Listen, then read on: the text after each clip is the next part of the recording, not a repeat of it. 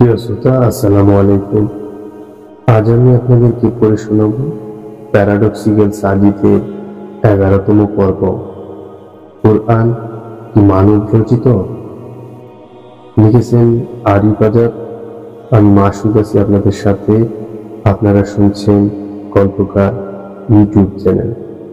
আশা করি সকলেই সুস্থ আছেন। বিরাট আলিশান একটি বাড়ি। মোগল আমলে সম্রাটরা যেরকম বাড়ি বানাতো অনেকটাই সেরকম। বাড়ির সামনে দৃষ্টিনন্দন একটি ফুলের বাগান। বাগানের মাঝে ছোট ছোট কৃত্রিম ঝর্ণা আছে।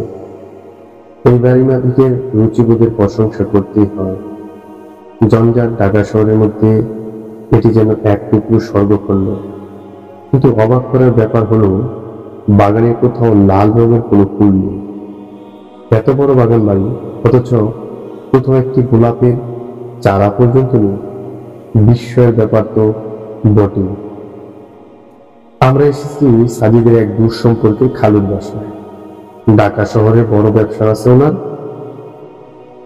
বিদেশেও নিজের ব্যবসা বাণিজ্যের শাখা প্রশাখা ছড়িয়েছেন। ছেলে মেয়েদের কেউ লন্ডন, কেউ কানাডা, কেউ সুইজারল্যান্ডে থাকে। ভদ্রলোক ওনার স্ত্রীকে নিয়ে ঢাকাতে নিয়ে গেছে শীতের টানে জন্মভূমির মায়।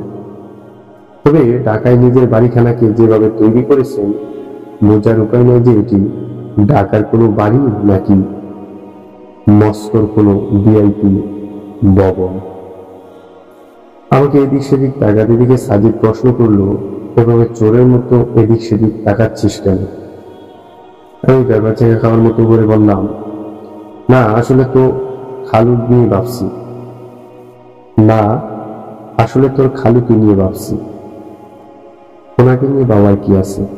আমি বললাম, অসুস্থ মানুষদের নিয়ে ভাবতে হয়, এটাও এক প্রকার মানবতা, বুঝলি? সাজিদ আমার দিকে বড় বড় চোখ করে তাকিয়ে বলল, অসুস্থ মানে? কে অসুস্থ? আমি বললাম, কেন তোর খালু? তোকে কে বললো উনি অসুস্থ? আমি দাঁড়ালাম, বললাম, তুই এত কিছু খেয়াল করিস, এটা করিসনি? কোনটা? তোর খালুর বাগানের কোথাও কি লাল রঙের কোনো ফুল গাছ আছে? নেই। প্রায় সব রঙের ফুল গাছ আছে, লাল ছাড়া। এমনকি গোলাপের একটি চারাও নেই। তো তো আর কি, তিনি হয়তো কালার ব্লাইন্ড। তিনি হয়তো colour blind, specifically red colour blind. Sajid কিছু বলল না। হয়তো সে এটা নিয়ে আর কোনো কথা বলতে চাচ্ছে না, অথবা আমার যুক্তিতে সে হার মেনেছে। সাজিদ কলিং বেল বাজালো। ঘরের দরজা খুলে দিল একটি 13-14 বছর বয়সী ছেলে, সম্ভবত কাজের ছেলে। আমরা ভেতরে ঢুকলাম। ছেলেটি বলল, আপনারা এখানে বসুন, আমি কাকাকে ডেকে দিচ্ছি। ছেলেটা একদম শুদ্ধ বাংলায় কথা বলছে। বাড়ির মালিককে স্যার বা মালিক না বলে কাকা বলছে। সম্ভবত ওনার কোনো গরিব আত্মীয় ছেলে হবে, যাদের খুব বেশি টাকা পয়সা হয়। তারা গ্রাম থেকে গরিব আত্মীয়দের বাসায় কাজে চাকরি দিয়ে দয়া করে। ছেলেটা ভদ্রলোককে ডাকার জন্য সিঁড়ি দিয়ে উপরে উঠে গেল। ঘরের ভেতরটা আরো চমৎকার। নানান ধরনের দামি দামি মার্বেল পাথর দিয়ে দেয়াল সাজানো। দোতলার কোনো এক রুম থেকে রবীন্দ্রনাথের গানের সুর বেশি আসছে। যদি তোর ডাক শুনে কেউ না আসে, তবে মন একলা চলবে। আমি সাজিদকে বললাম, কিরে, তোর এরকম মোগলাই স্টাইলের একটা খালু আছে, কোনোদিন বললি না যে? সাজিদ রসকর সিং চেহারায় বলল, মোগলাই স্টাইলের খালু তো, তাই বলা হয়। তোর খালুর নাম কি? সাজিদ বলল, এম আলী। ভদ্রলোকের নামটা ওনার বাড়ির মতোই গাম্ভীর্যপূর্ণ। আমি জিজ্ঞেস করলাম, এম আলী মানে কি? সাজিদ আমার দিকে তাকালো, বলল, মোহাম্মদ মহব্বত আলী। ভদ্রলোকের বাড়ি আর ঐশ্বর্যের সাথে নামটা একদম যাচ্ছে না। এই জন্য হয়তো মোহাম্মদ মহব্বত আলী নামটাকে শর্টকাট করে এম আলী করে নিয়েছে। ভদ্রলোক আমাদের সামনে সোফায় পায়ের উপর পা তুলে বসে। মধ্যবয়স্ক মানুষ, চেহারার মধ্যে বার্ধক্যের কোনো চাপ নেই। চুল পেকে গেছে, তবে পলক করায় তা ভালো মতো বোঝা যাচ্ছে। তিনি বললেন, তোমাদের মধ্যে সাজিদ। আমি লোকটার প্রশ্ন শুনে অবাক হলাম খুব। সাজিদের খালু, অথচ সাজিদকে চেনে না? এটা কিরকম কথা? সাজিদ বলল, জি আমি। লোকটি বলল, আই গেস দ্যাট। আরো বলল, তোমার কথা বেশ শুনেছি, তাই তোমার সাথে আলাপ করার ইচ্ছে জাগলো। আমরা কেউ কিছু বললাম না, চুপ করে আছি। লোকটা আবার বলল, প্রথমে আমার সম্পর্কে দরকারি কিছু কথা বলিনি। আমার পরিচয় তো তুমি জানোই সাজিদ। যেটা জানো না সেটা হলো, বিশ্ববিদ্যালয় জীবন থেকে আমি একজন অবিশ্বাসী, খাঁটি বাংলায় যাকে বলে নাস্তিক। রুবায়েত আজাদকে তো চিনো, তাই না? আমরা একই ব্যাচের ছিলাম। আমি নাস্তিক হলেও আমার ছেলেমেয়েরা কেউই নাস্তিক নয়। সে যা হোক, এটা নিয়ে আমার মাথা ব্যথা নেই। তুমি ব্যক্তি স্বাধীনতায় বিশ্বাসী। সাজিদ বলল, খালু আমি এসব জানি। লোকটা অবাক হওয়ার বান করে বলল, জানো? ভেরি গুড, ফ্লেভার বয়। খালু আমাকে ডেকে পাঠিয়েছেন কেন তা বলুন। ওয়েট, তাড়াহুড়ো কিসের? লোকটা বলল। এর মধ্যেই কাজের ছেলেটা টেরিতে করে চা নিয়ে এলো। আমরা চায়ের কাপে চুমু দিলাম। লোকটাকে একটি আলাদা কাপে করে চা দেওয়া হলো। সেটা চা নাকি কফি ঠিক বোঝা যাচ্ছে না। লোকটি বলল, সাজিদ আমি মনে করি তোমাদের ধর্মগ্রন্থ, আই মিন আল কুরআন, সেটা কোনো ঐশী গ্রন্থ নয়। এটা মুহাম্মদের নিজের লেখা একটি বই। মুহাম্মদ করেছে কি, এটাকে জাস্ট সস্তার বলে চালিয়ে দিয়েছে। এটুকু বলে লোকটা আমাদের দুজনের দিকে তাকালো, হয়তো বোঝার চেষ্টা করলো আমাদের রিয়াকশন কি হয়। আমরা কিছু বলার আগেই লোকটি আবার বলল, হয়তো বলবে মুহাম্মদ লিখতে পড়তে জানতেন না, সে কিভাবে এরকম একটি গ্রন্থ লিখবে। ওয়েল, এটি খুবই লেম লজিক। মুহাম্মদ লিখতে পড়তে না জানলেও তার ফলোয়ারদের অনেকে লিখতে পড়তে জানতেন, উচ্চশিক্ষিত ছিল। তারা করেছে কাজটা মুহাম্মদের ইশারায়। সাজিদ তার কাপে শেষ চুমুক দিল, তখনও সে চুপচাপ। লোকটা বলল, কিছু মনে না করলে আমি কি একটি সিগারেট ধরাতে পারি? অবশ্য কাজটি ঠিক হবে না জানি। আমি বললাম, শিওর। এতক্ষণ পরে লোকটি আমার দিকে ভালো করে তাকালো, একটি মুচকি হাসি দিয়ে বলল, থ্যাংক ইউ। সাজিদ বলল, খালু আপনি খুবই লজিক্যাল কথা বলেছেন। কুরআন মুহাম্মদ সাল্লাল্লাহু আলাইহি সাল্লামের নিজের বানানো হতেও পারে, কারণ কুরআন যে ফেরেশতা নিয়ে আসতো বলে দাবি করা হয়, সেই জিবরাইল আলাইহিস সালামকে মুহাম্মদ সাল্লাল্লাহু আলাইহি সাল্লাম ছাড়া কেউ কোনোদিন দেখেনি। লোকটা বলে উঠল, স্ট্রাকলি মাই সান। তাহলে কুরআনকে আমরা টেস্ট করতে পারি, কি বলেন খালু? হা করা যায়। বেশ উৎসাহী হয়ে উঠলেন উনি। সাজিদ বলল, কুরআন মুহাম্মদ সাল্লাল্লাহু আলাইহি সাল্লামের বানানো কিনা তা বুঝতে হলে আমরা ধরে নিতে হবে যে মুহাম্মদ সাল্লাল্লাহু আলাইহি সাল্লাম স্রষ্টার কোনো দূত নন। তিনি খুবই সাধারণ, অশিক্ষিত একজন প্রাচীন মানুষ। লোকটা বলল, সত্যিকার অর্থে মুহাম্মদ অসাধারণ কোনো লোক ছিল না। স্রষ্টা দূত পুরোটাই ভুয়া। সাজিদ মুচকি হাসলো, বলল, তাহলে এটাই ধরে নি। লোকটা সম্মতি জানে।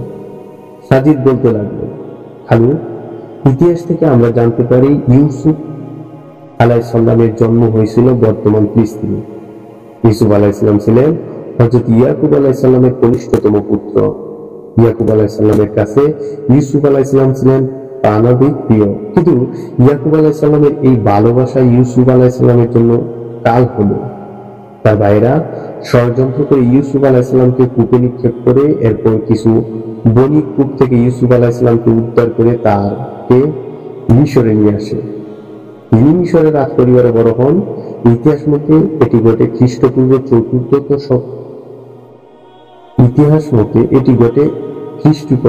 খ্রিস্টপূর্ব চতুর্থ শতকের আমেনহোটেপের রাজত্বকালের আরো 300 বছর পূর্বে। খালু এই বিষয়ে আপনার কোনো দ্বিমত আছে? লোকটা বলল, না, কিন্তু এইগুলো দিয়ে তুমি কি বোঝাতে চাও? সাজিদ বলল, খালু ইতিহাস থেকে আমরা আরো জানতে পারি খ্রিস্টপূর্ব চতুর্থ শতকে চতুর্থ আমেনহোটেপের আগে যেসব শাসক মিশরকে শাসন করেছে তাদের সবাইকে রাজা বলে ডাকা হতো, কিন্তু খ্রিস্টপূর্ব চতুর্থ শতকের চতুর্থ আমেনহোটেপের পরে যেসব শাসক মিশরকে শাসন করেছিল তাদের সবাইকে ফেরাউন বলে ডাকা হতো। ইউসুফ আলাইহিসসালাম মিশরকে শাসন করেছিলেন খ্রিস্টপূর্ব চতুর্থ দশ শতকের চতুর্থ আমেনহোটেপের আগে, আর মুসা আলাইহিসসালাম মিশরে জন্ম লাভ করেছিলেন চতুর্থ আমেনহোটেপের কমপক্ষে আর 200 বছর পরে। অর্থাৎ মুসা আলাইহিসসালাম যখন মিশরে জন্মগ্রহণ করেন তখন মিশরের শাসকদের আর রাজা বলা হতো না, ফেরাউন বলা হতো। কিন্তু খালু কুরআন ইউসুফ আলাইহিসসালামের ও মুসা আলাইহিসসালাম দুজনের কথাই আছে।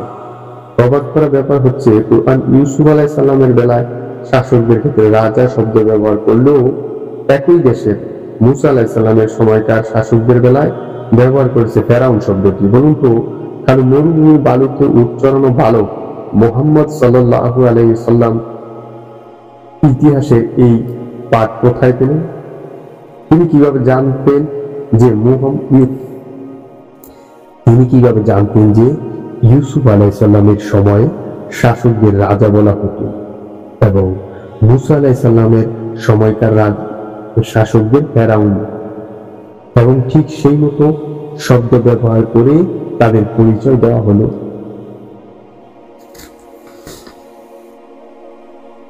মোহাম্মদ আলী নামের ভদ্রলোকটি হু করে হাসতে লাগলো, বলল, মুসা আর ইউসুফের কাহিনী তো বাইবেলেই ছিল, মুহাম্মদ সেখান থেকে কপি করেছে সিম্পল। সাজিদ মুচি হেসে বলল, খালু matter of sorrow that Bible এই জায়গায় চরম একটি ভুল করেছে। বাইবেলে ইউসুফ আলাইহিসসালাম ও মুসা আলাইহিসসালাম দুজনের সময়কাল শাসকদের জন্য ফেরাউন শব্দ ব্যবহার করেছে, যা ঐতিহাসিক ভুল। আপনি চাইলে আমি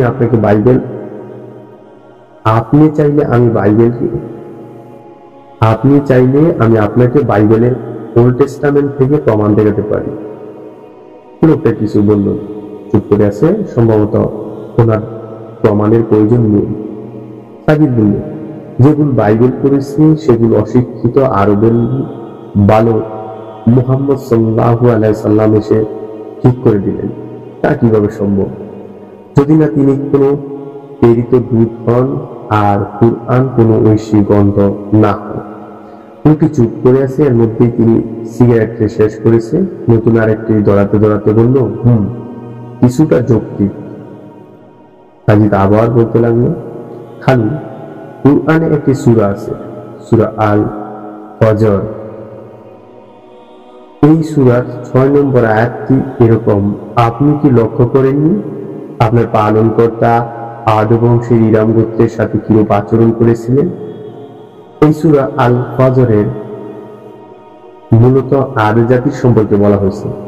আদ জাতির আলাপের মধ্যে হঠাৎ করে ইরাম নামের একটি শব্দ চলে আসে, যা কেউই জানতেন না। এটা মূলত কি?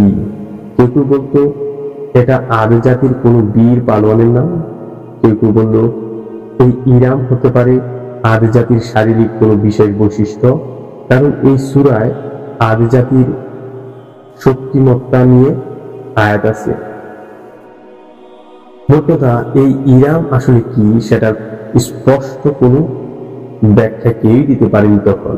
এমনকি গোটা পৃথিবীর কোনো ইতিহাসে ইরাম নিয়ে কিছুই বলা ছিল না। কিন্তু 1973 সালে ন্যাশনাল জিওগ্রাফি সিরিয়ার মাটির নিচে একটি শহরের সন্ধান পায়। এই শহরটি ছিল আদ জাতির শহর। সেই শহরে পাওয়া যায় সুপ্রাচীন উঁচু উঁচু দালান, এমনকি এই শহরে আবিষ্কার হয় তখনকার একটি লাইব্রেরি। এই লাইব্রেরিতে একটি তালিকা পাওয়া যায়। এই তালিকায় তারা যে সকল শহরের সাথে বাণিজ্য করত সেসব শহরের নাম উল্লেখ ছিল। আশ্চর্যজনক হলেও সত্য যে সেই তালিকায় ইরাম নামের একটি শহরের নামও পাওয়া যায়, যেটা আদ জাতিদেরই একটি শহর ছিল। শহরটি ছিল একটি পাহাড়ের মধ্যে, তাতেও ছিল কিছু সুউচ্চ দালান। কিন্তু চিন্তা করুন যে ইরাম শব্দের সঠিক ব্যাখ্যা এর পূর্বে তাফসীরকারকগণ করতে পারেনি। কেউ এটাকে বীরের নাম, কেউ এটাকে আদ জাতির শারীরিক বৈশিষ্ট্যের নাম বলে ব্যাখ্যা করেছে। 1973 সালের আগে যে ইরাম শহরের সন্ধান পৃথিবীর যাবৎ ইতিহাসে ছিল না। কোন ভৌগোলিক ইতিহাসবিদ এই শহর সম্পর্কে কিছু জানত না। প্রায় 4300 বছর আগে আদ জাতিদের সেই শহরের নাম কিভাবে কুরআনে উল্লেখ করলো, যেটা আমরা জেনেছি 1973 সালে। সেটা মুহাম্মদ সাল্লাল্লাহু আলাইহি সাল্লাম কিভাবে আরবের মরুভূমিতে বসে 1400 বছর আগে জানলো। অবশ্যই তিনি তো অশিক্ষিত ছিলেন, কোনদিন ইতিহাস বা ভূগোল পড়েননি, কিভাবে জানলেন খালু? আমি খেয়াল করলাম লোকটার চেহারা থেকে মোগলাই ভাবটা সরে যেতে শুরু করেছে।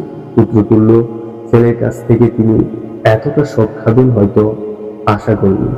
সাজিদ আবার বলতে লাগলো, খালু, আর রহমান নামে কুরআনে একটি সূরা আছে। এই সূরার 33 নম্বর আয়াতে বলা হচ্ছে, হে জিন ও মানব জাতি, তোমরা যদি আসমান ও জমিনের সীমানায় প্রবেশ করতে পারো তবে করো, যদিও তোমরা তা পারবে না প্রবল শক্তি ছাড়া। মজার ব্যাপার হলো এই আয়াতটি মহাকাশ ভ্রমণ নিয়ে। চিন্তা করুন, আজ থেকে 1400 বছর আগে আরবের লোক যাদের কাছে যানবাহন বলতে ছিল কেবল উট আর গাধা, ঠিক সেই সময় বসে মুহাম্মদ সাল্লাল্লাহু আলাইহি ওয়াসাল্লাম আকাশ ভ্রমণ নিয়ে কথা বলে বাবা যায়। সে জানার আয়াতটিতে বলা হলো, যদি পারো আসমান ও জমিনের সীমানায় প্রবেশ করতে তবে করো। এটি একটি কন্ডিশনাল শর্ত বাক্য। এই বাক্যের শর্ত দেওয়া হচ্ছে, শর্ত দেওয়ার জন্য ইফ যদি ব্যবহার করা হয়েছে। খালু, আপনি যদি আরবির ডিকশনারি দেখেন তাহলে দেখবেন আরবিতে যদি শব্দের জন্য দুটো শব্দ আছে, একটি হলো লাও, অন্যটি হলো ইন। দুটোর অর্থই যদি, কিন্তু এই দুটোর মধ্যে একটি পার্থক্য আছে। আরবিতে শর্তবাচক বাক্যে লাও তখনই ব্যবহার করা হয় যখন সেই শর্ত কোনোভাবে পূরণ সম্ভব হবে না, কিন্তু শর্তবাচক বাক্যে যদি শব্দের জন্য ইন ব্যবহার করা হয় তখন সেই শর্ত পূরণ হতেও পারে। আশ্চর্যজনক ব্যাপার, কুরআন সূরা আর রহমানের 33 নম্বর আয়াতটিতে লাউ ব্যবহার না করে ইন ব্যবহার করা হচ্ছে। মানে কোনো একদিন জিন ও মানুষরা মহাকাশ ভ্রমণ সফল হবে। আজকে কি মানুষ মহাকাশ জয় করেনি? মানুষ চাঁদে যায়নি? মঙ্গলে যাচ্ছে না? দেখুন, 1400 বছর আগে যখন মানুষের ধারণা ছিল একটি ষাঁড় তার 2 সিংহের মধ্যে পৃথিবীকে নিয়ে দাঁড়িয়ে আছে, ঠিক তখন কুরআন ঘোষণা করেছে মহাকাশ ভ্রমণের কথা। সাথে বলেও দিচ্ছে একদিন তা আমরা পারবো। আরবের নিরক্ষর মুহাম্মদ সাল্লাল্লাহু আলাইহি সাল্লাম কিভাবে এই কথা বলতে পারে? এনামানি ওরফে মোহাম্মদ আলী নামের এই ভদ্রলোকের চেহারা থেকে আমি নাস্তিক, আমি একেবারে নির্ভর টাইপ বাবাটা একেবারে উদাও হয়ে গেছে। এখন তাকে যুদ্ধাহত এক ক্লান্ত সৈনিকের মতো দেখাচ্ছে। সাজিদ বলল, খালু, খুব অল্প পরিমাণ বললাম, এরকম আরো সকালে যুক্তি দিতে পারবো যা দিয়ে প্রমাণ করে দেওয়া যায় কুরআন মুহাম্মদ সাল্লাল্লাহু আলাইহি সাল্লামের লেখা কোনো কিতাব নয়। এটি স্রষ্টার পক্ষ থেকে আসা একটি ঐশী গ্রন্থ। যদি বলেন মুহাম্মদ সাল্লাল্লাহু আলাইহি সাল্লাম নিজের প্রভাব বিস্তারের জন্য এই কিতাব লিখেছেন, আপনাকে বলতে হয় এই কিতাব নেই, আপনাকে বলতে হবে এই কিতাবের জন্যই মুহাম্মদ সাল্লাল্লাহু আলাইহি সাল্লাম, আপনাকে বলতে হয় এই কিতাবের জন্যই মুহাম্মদ সাল্লাল্লাহু আলাইহি সাল্লাম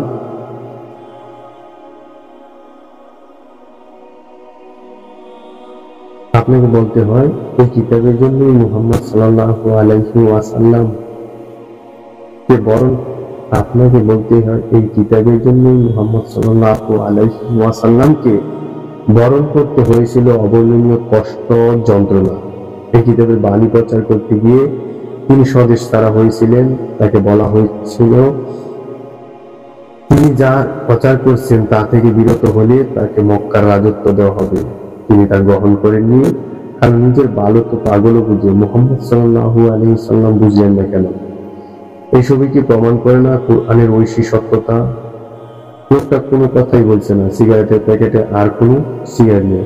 আমরা উঠে দাঁড়ালাম, বের হতে যাব। অমনি সাবির গাড়ি ফিরে লোকটাকে বলল, খালু, একটি ছোট্ট প্রশ্ন ছিল, বলো, আপনার বাগানে লাল রঙের কোনো ফুল নেই কেন? লোকটি বলল, আমি রেড কালার ব্লাইন্ড, লাল রং দেখি না। সাজিদ আমার দিকে ফিরল, অবাক দৃষ্টিতে আমার দিকে তাকিয়ে বলল, বাবা আরিফ, ইউ আর কারেক্ট।